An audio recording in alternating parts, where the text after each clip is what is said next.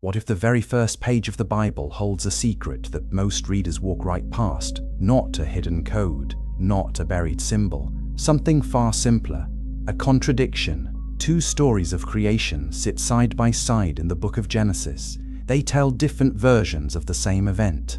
And for thousands of years, scholars, priests, and rabbis have wrestled with one haunting question. Why do they not agree? Genesis 1:27 states it plainly. God created mankind in his own image. Male and female, he created them. Both at the same time. Both equal. Both carrying the divine spark. There is no hierarchy in that verse. No mention of one being made first. No suggestion that one exists to serve the other. The man and the woman arrived together, shaped by the same hand, breathed into life in the same moment. But then you turn the page. Genesis 2 tells a very different story.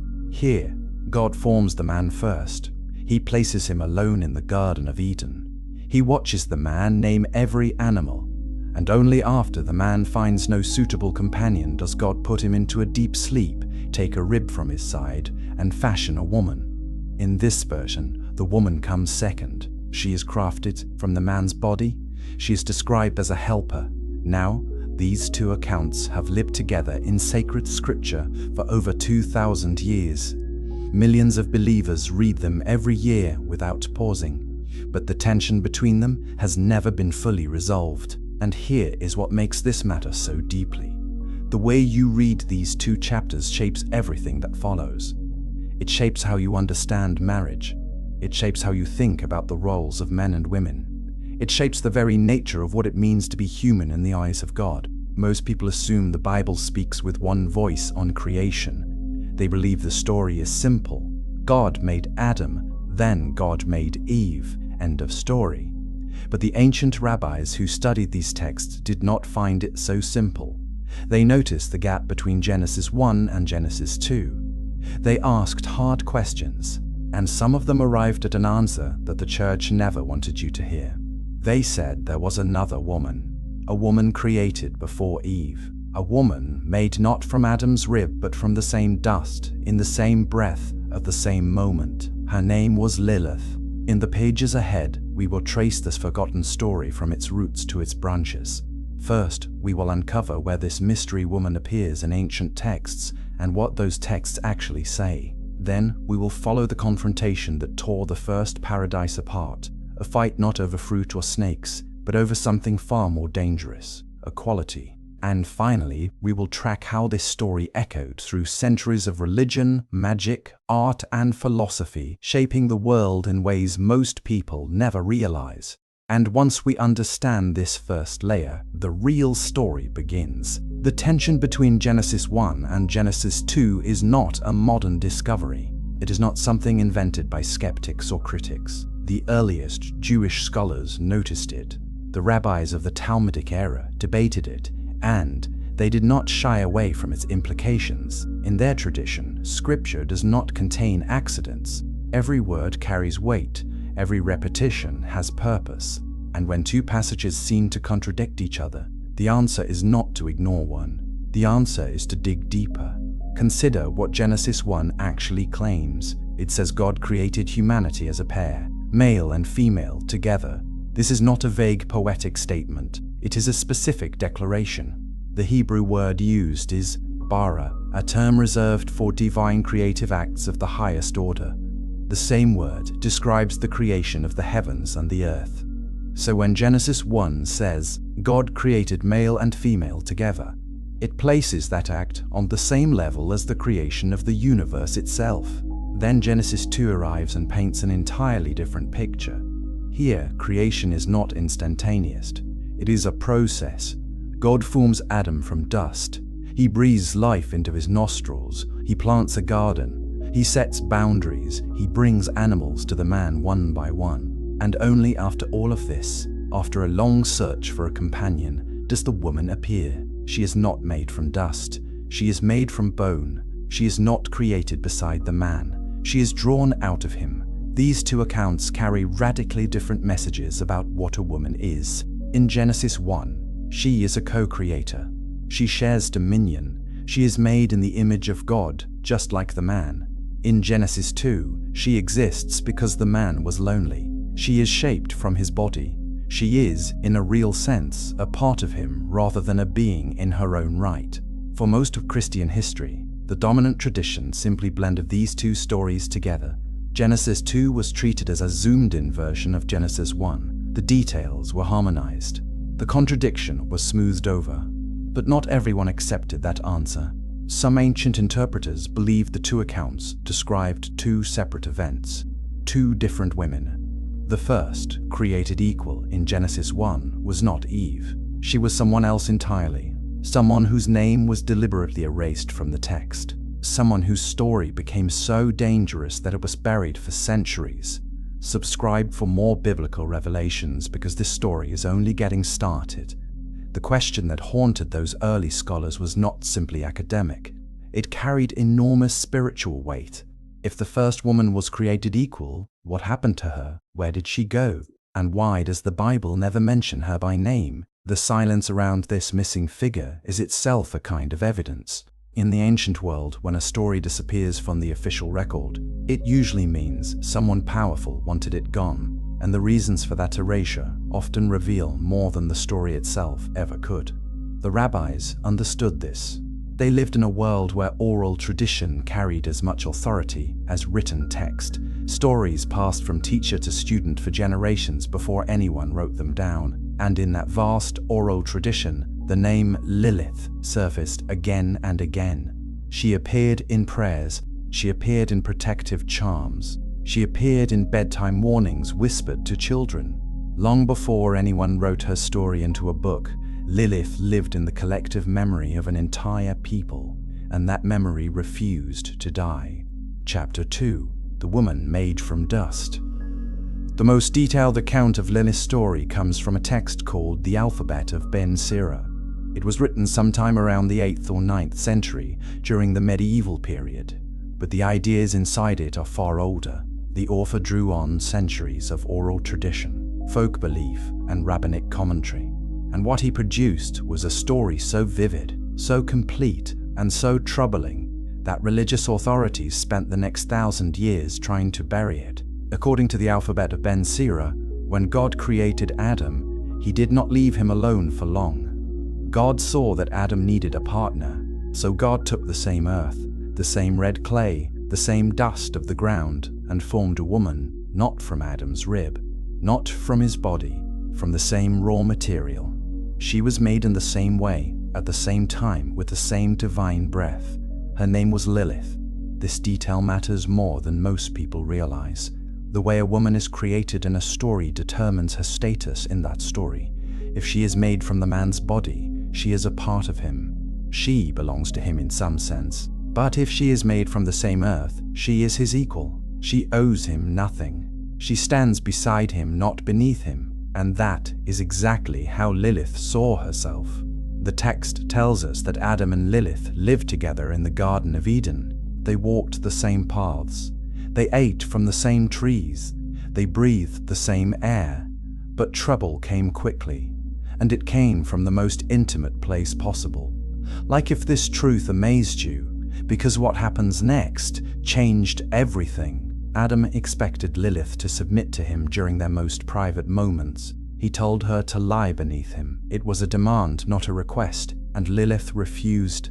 Her argument was simple and devastating. She said they were both made from the same earth. Neither one was above the other. Neither one was below. They were equals in every way, and she would not accept a position that said otherwise. This was not a small disagreement. This was a battle over the most fundamental question two people can face. Who has authority? Who leads? Who follows?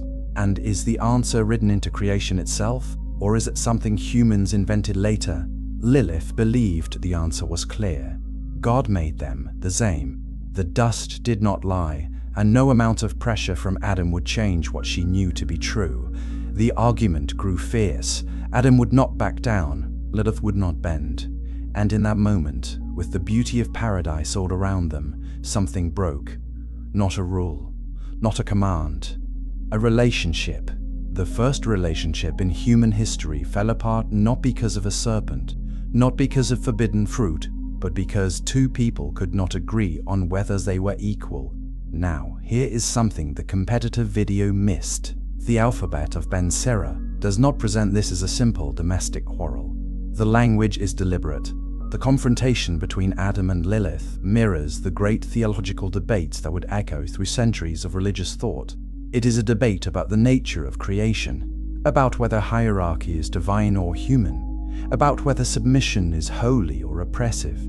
And the author of the text seems to know exactly how dangerous these questions are.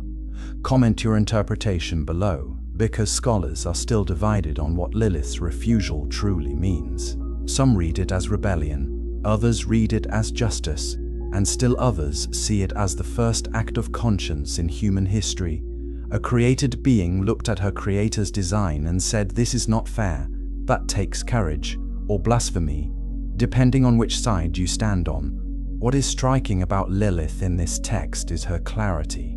She does not hesitate. She does not negotiate. She does not try to find a compromise.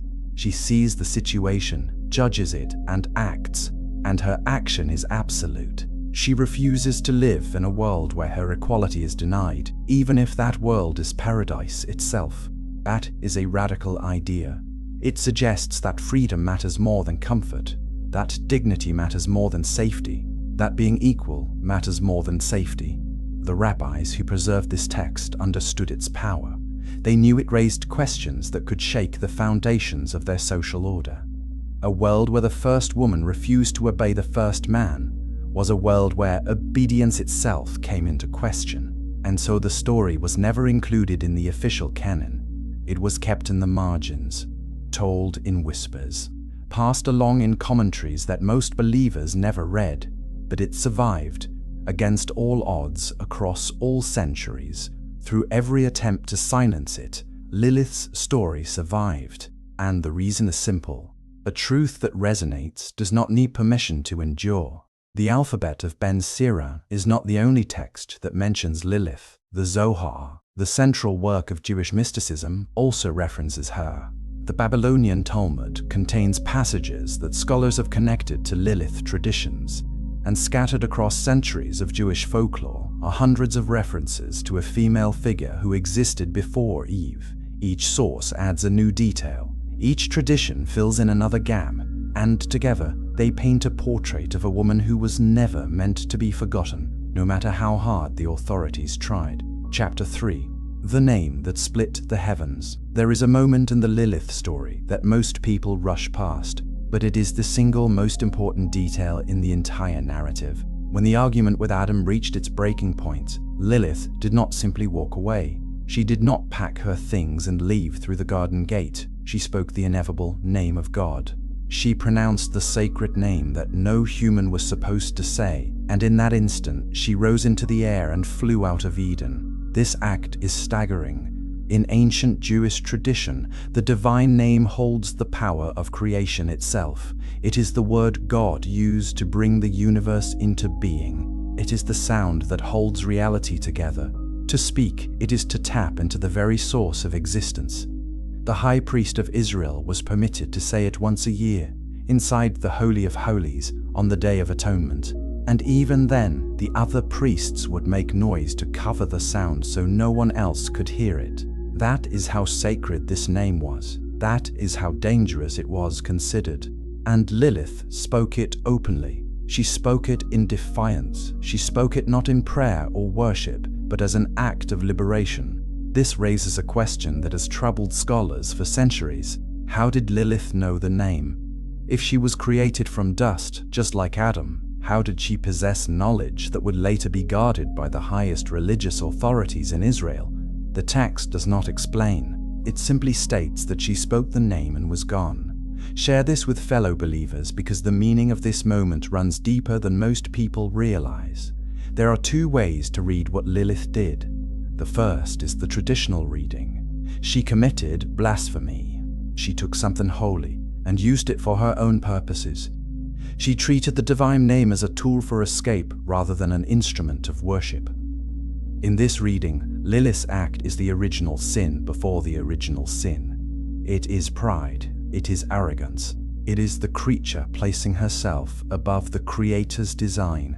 But there is a second reading, and it is far more interesting. In this version, Lilith's ability to speak the name proved something extraordinary. It proves she carried the divine nature within her. Remember, Genesis 1:27 says God created humanity in his own image, male and female. If Lilith was truly made in God's image, then the divine name was already part of her. She did not steal it. She did not learn it in secret. She simply accessed what was always hers. And that changes everything. Think about what that means. If Lilith could speak the name of God because she was made in God's image, then her act was not rebellion, it was self-knowledge. She recognized who she was. She understood her own nature, and she used that understanding to free herself from a situation that denied her dignity.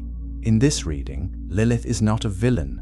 She is the first person in the Bible to fully understand what it means to be created in the image of God. This interpretation makes traditional religious authorities deeply uncomfortable, because if Lilith was right, if equality is built into the fabric of creation, then every system that places one gender above another stands on shaky ground.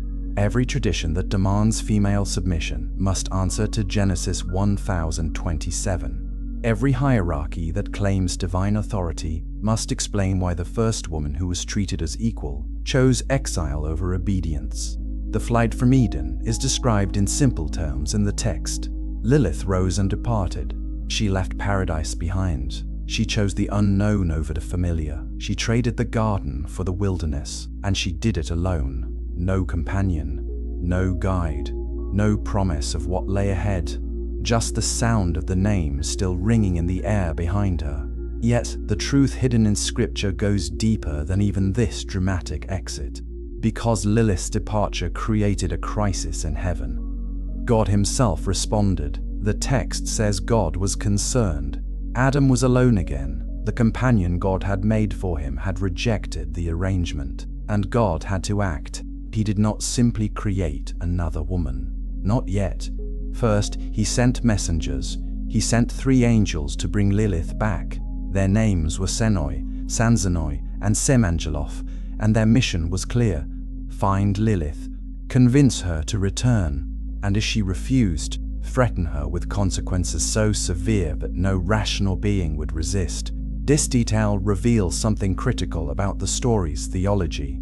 God did not force Lilith to stay. He did not reach down and drag her back to the garden. He sent negotiators. He sent diplomats. This suggests that even in the divine plan, Lilith's free will mattered. Her choice, however painful, was real. God respected it enough to send angels rather than simply overriding it, and that respect for free will would become one of the defining themes of the entire biblical narrative, from Eden to Exodus to the cross. But what comes next will shock you, because the meeting between the angels and Lilith did not go the way heaven expected. Lilith was found near the Red Sea.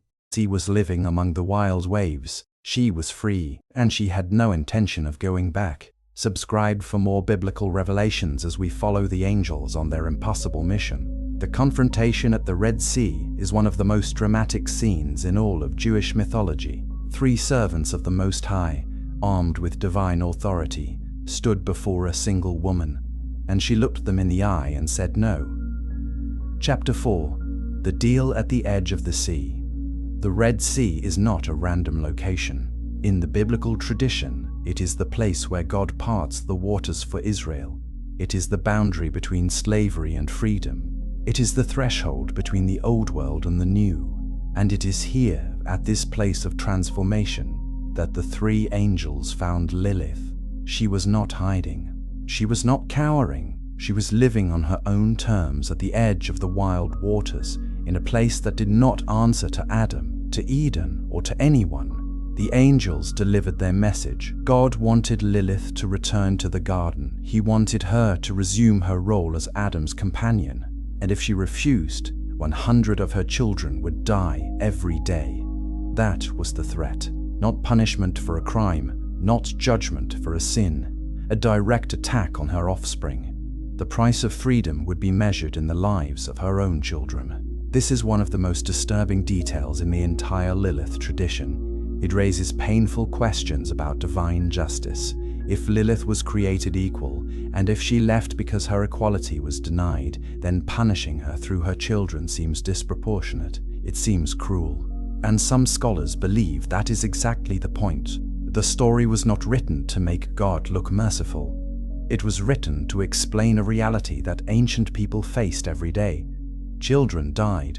Infants perished in the night without explanation. And people needed a reason. They needed someone to blame. Lilith became that someone.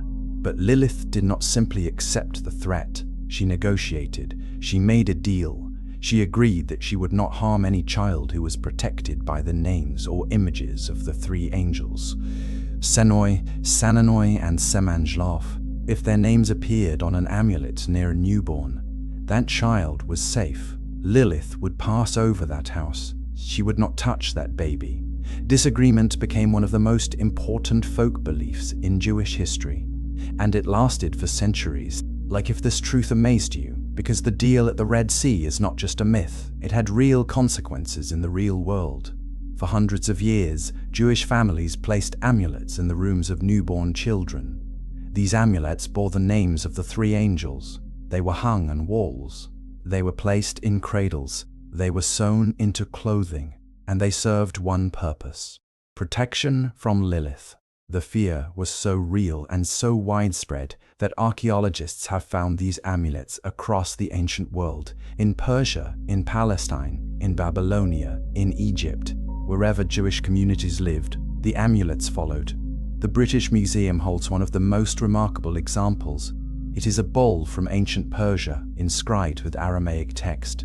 The inscription calls upon Senoi, Sanzanoi, and Say Annislav to bind Lilith and keep her from the home. The bowl is covered in spiraling text meant to trap evil spirits inside, and at the center, a figure is depicted in chains. Scholars believe this figure is Lilith herself. This artifact tells us something important. The Lilith story was not a fringe belief. It was not a strange idea held by a handful of eccentric rabbis. It was mainstream. It shaped daily life. It influenced how families protected their children. It determined what objects were placed in the home, and it survived for so long because the fear it addressed was universal. Every parent in the ancient world knew the terror of losing a child, and Lilith's story gave that terror a name, a face, and most importantly, a solution. But here is what most people miss about the deal at the Red Sea. Lilith did not lose the negotiation. She did not surrender. She accepted a limitation, yes. She agreed not to harm protected children, but she kept her freedom. She kept her independence. She kept her refusal to return to Adam. In the end, Lilith gave up some of her power, but none of her autonomy. And that distinction matters enormously. Comment your interpretation below, because this negotiation is one of the strangest contracts in all of religious literature. A created being bargaining with the messengers of God, setting terms, establishing boundaries, walking away with her freedom intact. It reads less like a myth and more like a treaty between two sovereign powers. And in a sense, that is exactly what it is. Lilith, in this moment, asserts herself as a force that even heaven must negotiate with rather than simply command. The aftermath of the deal reshaped the spiritual landscape of the ancient world. Lilith became a permanent figure in the invisible world that ancient people believed surrounded them. She was out there, somewhere beyond the garden, beyond the sea, in the dark spaces between civilizations. She could not be destroyed. She could not be tamed. She could only be guarded against, and that fear created an entire industry of protection, amulets, incantations, rituals, all designed to keep one woman's wrath at bay. Yet the truth hidden in scripture goes deeper, because the deal also changed Lilith. Before the negotiation, she was Adam's equal. After the negotiation, she became something else entirely. She became a threat, a danger, a monster in the night. And that transformation, from woman to demon, is one of the most revealing patterns in all of religious history. Coming up next, we will trace exactly how and why that transformation happened. And the answer will surprise you. Chapter 5. The making of a monster. Something happened to Lilith between the Red Sea and the medieval period. She entered the story as a woman. She came out as a demon, and that transformation did not happen by accident. It was deliberate, it was systematic, and it followed a pattern that appears again and again throughout religious history. When a new belief system rises to power, it does not simply replace the old gods, it redefines them. It takes the figures that people once respected, feared, or worshipped, and it turns them into monsters. This is exactly what happened to Lilith. In her earliest forms, she was not a creature of pure evil. She was complex, she was powerful, she was dangerous, yes, but in the way that a storm is dangerous, not because it chooses to harm, but because it is a force of nature that operates outside human control. Ancient Mesopotamian cultures understood this. They did not see Lilith as simply good or bad. They saw her as something beyond those categories, a being of the night, a spirit of the wind, a presence that could not be tamed. But as monotheism developed in ancient Israel, the categories sharpened. There was God, and there was everything opposed to God. There was no room for ambiguity, no space for a powerful female figure who existed outside the divine order. Lilith had to be classified, and the only category available was the demonic. Subscribe for more biblical revelations, because this process of demonization tells us as much about the people who feared Lilith as it does about Lilith herself. When a society turns a woman into a demon, it is revealing its deepest anxieties. It is showing us what it fears most. And in the ancient world, what the religious authorities feared most was female power that operated outside male control. Lilith was everything the patriarchal order could not contain. She was sexually independent. She refused to submit. She lived outside the boundaries of marriage, family, and home. She answered to no husband and no priest. And in a world where women's value was tied directly to their relationships with men, Lilith was an abomination. Not because she was evil, but because she was free. The transformation happened gradually. In the earliest Mesopotamian references, the Litabrian spirits were wind demons associated with storms and desolation. They were feared but not hated. They were part of the natural world's darker side. As Jewish monotheism developed, these spirits were absorbed into a new framework. The Lilith became Lilith, the storm spirit became a night creature, and the night creature became a child-killing demon. Each step in this progression served a purpose. By linking Lilith to infant mortality, the tradition gave frightened parents an explanation for the unexplainable. By making her a seducer of men, the tradition gave husbands a reason to control their wives. By turning her into a demon, the tradition transformed a symbol of equality into a warning against rebellion. The message was clear. This is what happens to women who refuse their place. This is the fate of those who choose freedom over obedience. But what comes next will shock you, because the demonization of Lilith was not unique. It followed a pattern that scholars have documented across dozens of cultures and religions. When Christianity spread through the Roman Empire, the old gods of Greece and Rome were recast as devils. When Islam expanded into North Africa, the jinn absorbed qualities of earlier local spirits. When Protestantism broke from Catholicism, saints that Catholics venerated were dismissed as idols. Every new religious order builds its authority partly by discrediting what came before, and Lilith was one of the earliest and most complete examples of this process. The Zohar, the great work of Jewish mysticism written in medieval Spain, contains some of the most elaborate descriptions of Lilith as a demonic figure. In the Zohar, she is the queen of the forces of darkness. She seduces men in their sleep. She steals the life force of the righteous. She rules over a kingdom of demons that mirrors the kingdom of heaven. The Zohar turns Lilith into a cosmic villain, a dark mirror of the divine feminine, a shadow queen who embodies everything that the holy community must resist. Share this with fellow believers, because this evolution from equal partner to cosmic enemy is one of the most dramatic character transformations in all of mythology. And it raises a question that demands an honest answer. Did Lilith become a demon because of anything she did? Or did she become a demon because the world could not accept who she was? The honest answer is uncomfortable. Lilith's demonization had very little to do with her actions in the original story.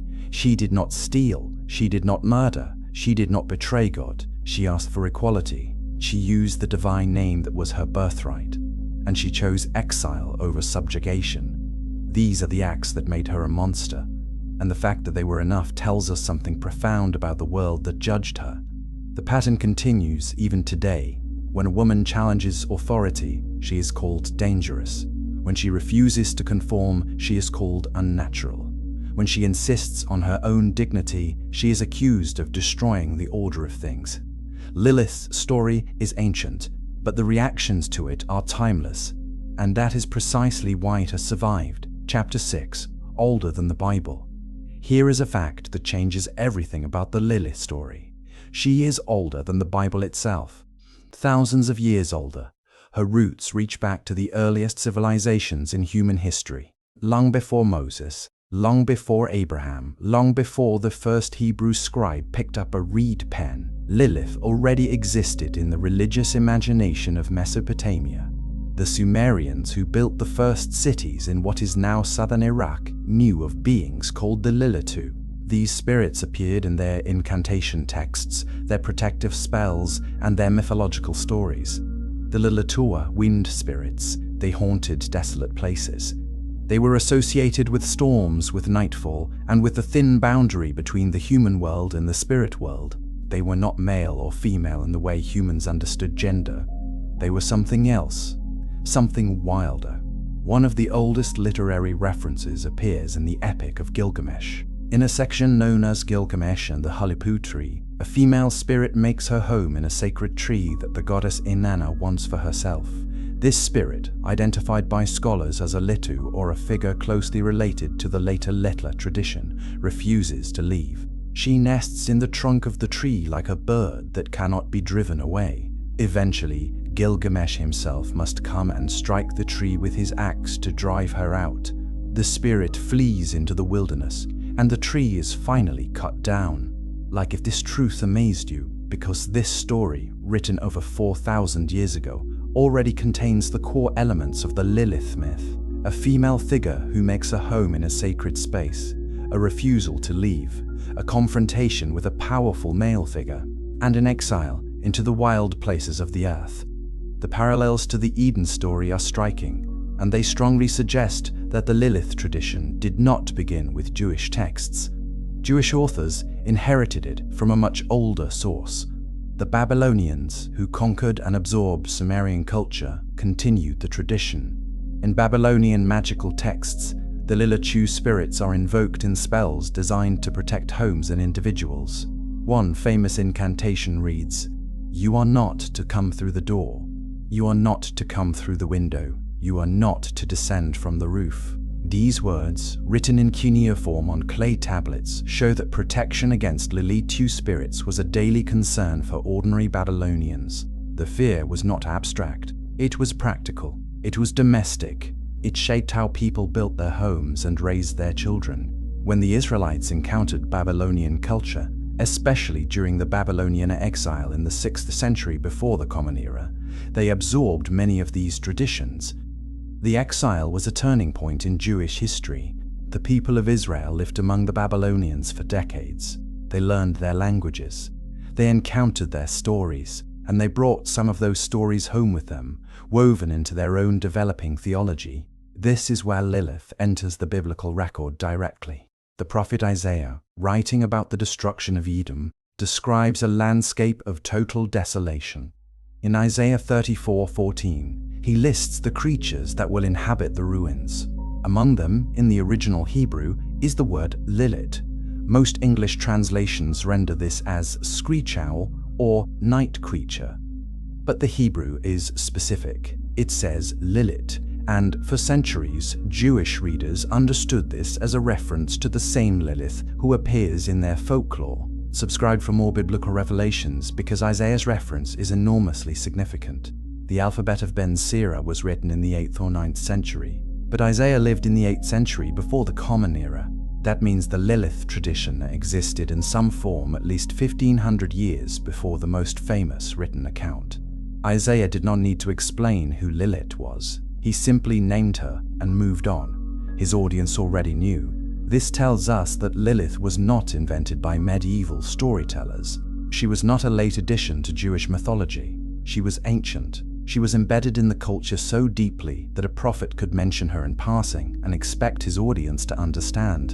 And that raises a question that scholars have debated for generations. Was Lilith ever more than a folk belief?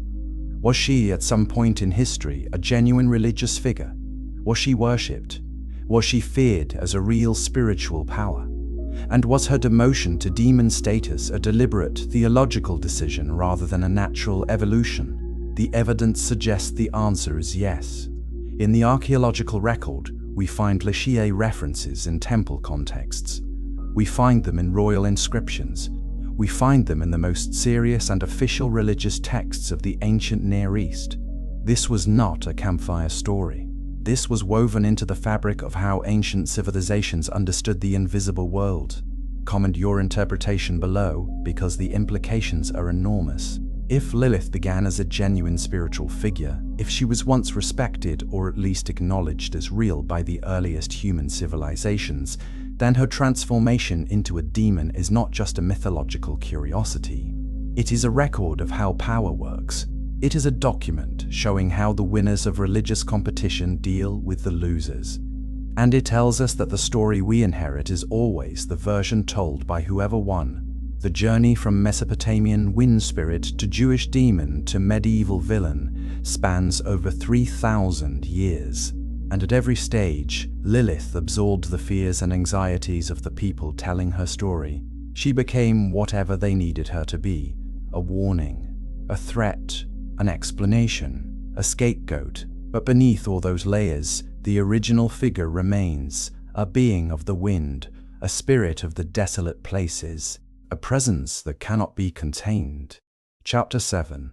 The Guardians and the Fear. For over 1,000 years, Jewish communities across the Middle East, North Africa, and Europe lived with Lilith as a daily presence, not as a character in a book, not as a figure in a sermon, as a real threat, as dangerous to their families as plague or famine. And they responded the way humans always respond to invisible danger. They built defenses, they created rituals, they turned their homes into fortresses against a force they could not see but fully believed was there. The amulet tradition is one of the most fascinating and least understood aspects of Jewish folk religion. These were not decorations, they were spiritual technology. Each one was designed according to specific rules, inscribed with specific names, and placed in specific locations within the home. The three angels, Senoi, Sansenoi, and Semangeluf, were the primary defense. Their names appeared on bowls, on pendants, on strips of parchment hung above doorways and cradles. Sometimes the amulets included drawings. The angels were depicted standing over a bound figure, chaining her, holding her captive. That figure was always Lilith. The process of creating these amulets was not casual. It required trained scribes, often rabbis, who knew the correct formulas. The words had to be written in a specific order. The materials had to be prepared according to tradition, and the amulets had to be placed at the right time, usually before a birth or immediately after. A mistake in the inscription could, it was believed, render the amulet powerless. And a home without protection was a home where Lilith could enter freely. Share this with fellow believers, because the scale of this tradition is astonishing. Archaeologists have recovered thousands of these objects from across the ancient world.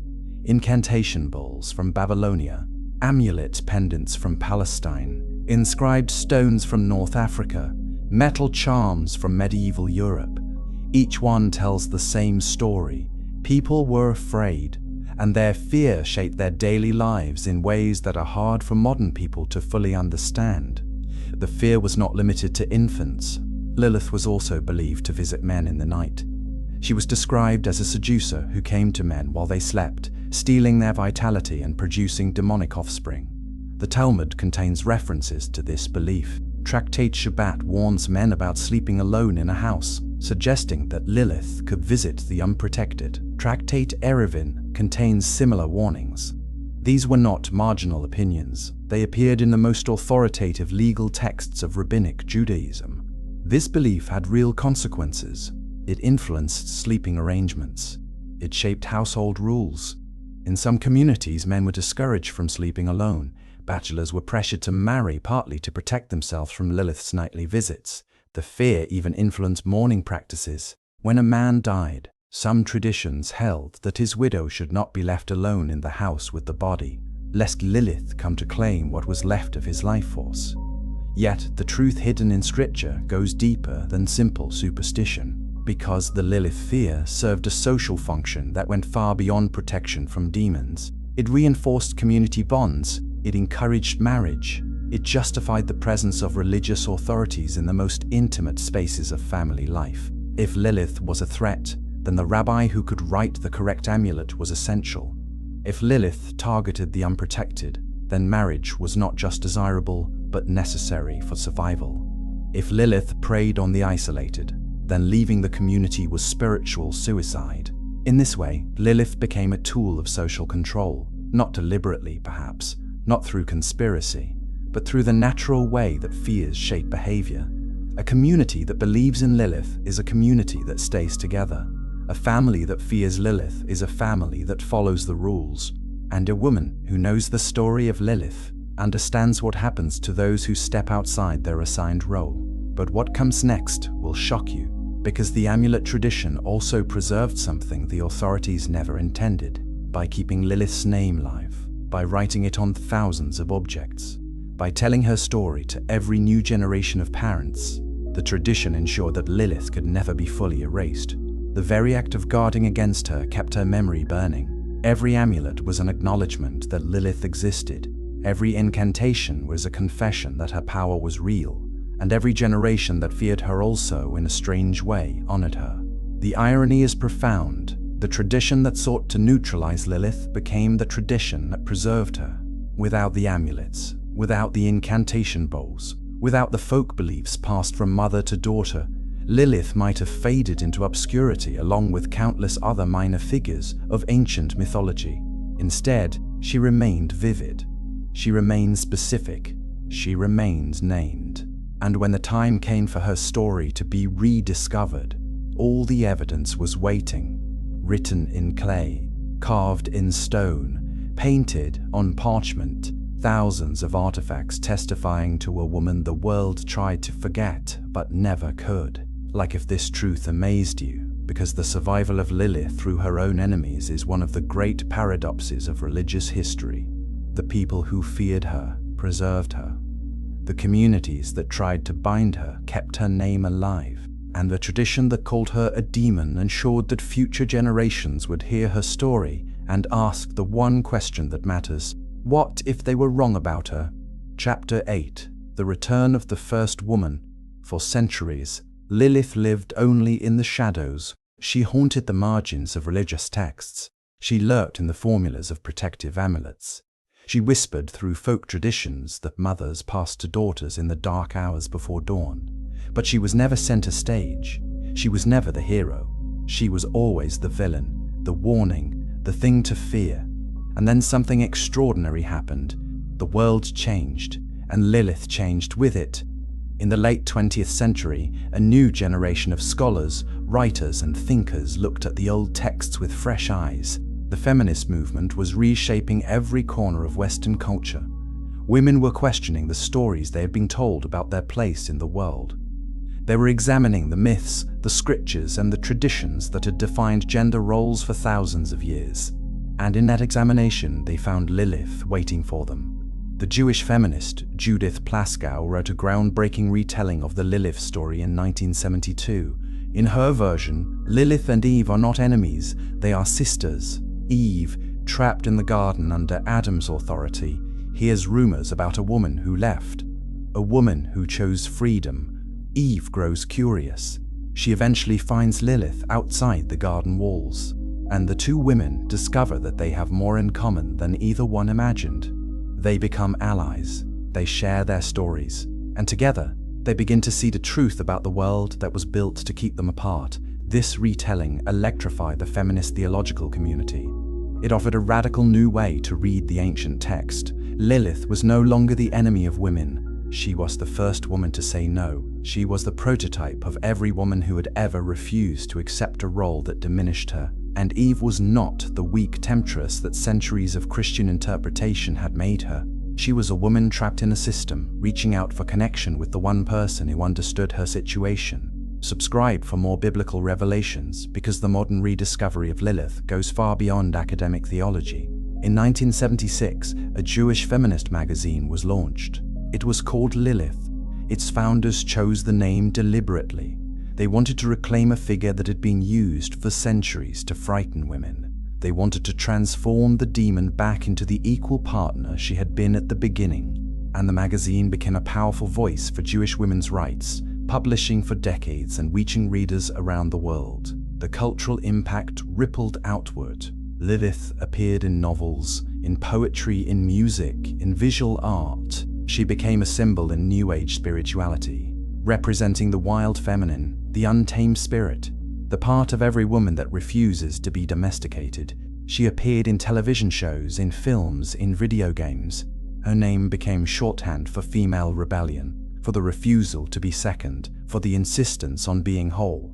But here is where the story gets complicated, and this is something the competitor video did not fully explore.